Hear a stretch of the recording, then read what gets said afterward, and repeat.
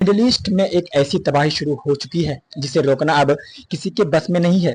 आज की सबसे बड़ी और चौंकाने वाली खबर, जब पूरी दुनिया को लग रहा था कि अप्रैल से चला आ रहा युद्ध विराम सीज फायर काम कर जाएगा, तभी पिछले 48 घंटों में कुछ ऐसा हुआ जिसने पूरी दुनिया को हिलाकर रख दिया। एक तरफ इजराइल के तेहरान और इस्फहान पर हल्के हमले और दूसरी तरफ ईरान का दुश्मन को आंख के बदले आंख दिखाने का खुला चैलेंज।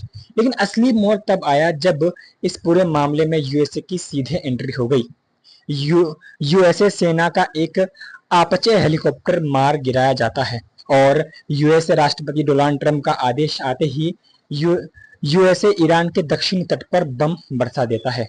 क्या ये युद्ध विराम का अंत है? क्या हम तीसरे विश्व युद्ध के मुहाने पर खड़े हैं और इसका आपकी जेब पर, कच्चे तेल की कीमतों पर क्या असर पड़ने वाला है? आज के इस वीडियो में हम बिल्कुल आसान भाषा में इस पूरे भूगोल राजनीतिक संकट, जियोपॉलिटिकल क्राइसिस को डिकोड करेंगे। वीडियो को आखिर तक देखना क्योंकि एक बहुत बड़ा बदलाव होने वाला है। दोस्तों, पहले थोड़ा पीछे चलते हैं। फरवरी में शुरू हुआ इस सीधी जंग के बाद अप्रैल में पाकिस्तान की मध्यस्थता से एक कमजोर युद्ध विराम समझौता कराया गया था। सबको लगा था कि शांति आ जाएगी, लेकिन पिछले हफ्ते इजराइल ने लेबनान में हिजबुल्लाह के ठिकानों पर जोरदार हमले किए। ईरान ने इसे समझौता का उल्लंघन माना और फिर क्या था, ईरान की रेवोल्यूशनरी गार्ड IRGC ने सीधे इजराइल पर बैलिस्टिक मिसाइल दाग दी। इजराइल ने भी पलटवार करते हुए तेहरान और इस्फहान के पास बमबारी की। लेकिन पिछले 24 से 48 घंटों में जो सबसे बड़ा खेल बदला है वो इजराइल या ईरान की वजह से नहीं, बल्कि स्ट्रेट ऑफ हॉर्मुज और अमेरिका की एंट्री की वजह से बदला है। अब आती है आज की सबसे बड़ी खबर। ओमान और ईरान के बॉर्डर के पास स्ट्रेट ऑफ हॉर्मुज में यूएसए सेना का एक AH-64 आपचे हेलीकॉप्टर मार गिराया जाता है। अमेरिकी राष्ट्रपति डोनाल्ड ट्रंप ने सीधे तौर पर तेहरान, ईरान पर इसका दोष माना है और कहा, हमें इसका जवाब देना ही होगा। और हुआ भी वही।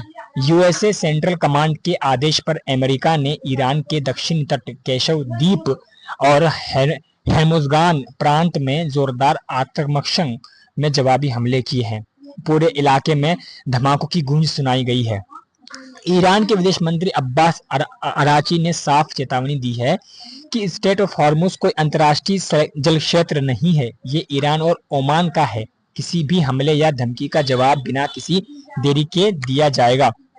अब आप सोच रहे होंगे कि इस जंग से हमारा क्या लेना देना। दोस्तों, सारा खेल समुद्र की इस पतली सी गली का है जिसे स्ट्रेट ऑफ हॉर्मुज कहते हैं। दुनिया का 10% से ज्यादा कच्चा तेल और एनर्जी सप्लाई इसी रास्ते से गुजरती है। ईरान ने इस रास्ते को पूरी तरह से ब्लॉक करने की धमकी दी है। बड़ी तेल कंपनियों का कहना है कि ऊर्जा आपूर्ति में ऐसी रुकावट दुनिया ने पहले भी कभी नहीं देखी। इसी तनाव की वजह से अंतर्राष्ट्रीय बाजार में कच्चे तेल के दाम $96 प्रति बैरल के पार पहुंच गए हैं। अगर यह जंग लंबी खिंची तो भारत समेत पूरी दुनिया में पेट्रोल, डीजल के दाम बढ़ेंगे, महंगाई बढ़ेगी और शेयर बाजार धड़ाम से गिर सकते हैं। इसका सीधा असर आपकी और हमारी जेब पर पड़ने वाला है। लेकिन इस अंधेरे के बीच एक छोटी सी उम्मीद की किरण भी है। इतने हमलों के बाद भी दोनों पक्षों ने फिलहाल होल्ड फायर यानी कुछ समय के लिए गोलाबारी रोकी है। अमेरिकी राष्ट्रपति डोनाल्ड ट्रंप ने कहा कि अमेरिका ईरान शांति समझौता अभी भी अपने आखिरी चरण में है और उन्होंने इजरायली प्रधानमंत्री नेतन्याहू से भी फोन पर बात की है। वहीं ईरान के राष्ट्रपति मसूद पेजेश्कियां ने भी पुष्टि की है कि ईरान ने बातचीत का रास्ता बंद नहीं किया है, लेकिन ईरान का एक्सेस ऑफ रेजिस्टेंस, जिसमें यमन के हेतु विद्रोही और लेबनान के हिजबुल्ला आते हैं, वो पीछे हटने को तैयार नहीं है। हेथियों ने तो लाल सागर में इजरायली जहाजों पर पूरी तरह से प्रतिबंध लगाने का ऐलान कर दिया है। स्थिति हर मिनट बदल रही है। एक तरफ राजनीतिक शांति की कोशिश कर रहे हैं तो दूसरी तरफ दोनों देश एक दूसरे पर उंगली टिगर पर रखकर बैठे हैं। एक छोटी सी गलती और यही पूरी हिंसा एक भयानक वैश्विक संकट में बदल जाएगी। आपका आपको क्या लगता है कि डोनाल्ड ट्रंप इस जंग को रोक पाएंगे या अमेरिका और इजराइल मिलकर ईरान पर कोई बहुत बड़ा एक्शन लेंगे? अपनी राय नीचे कमेंट में जरूर बताएं। अगर आपको ये निष्पक्ष और सटीक रिपोर्ट पसंद आई हो तो वीडियो को एक लाइक करें, दोस्तों के साथ शेयर करें और ऐसी ही तेज और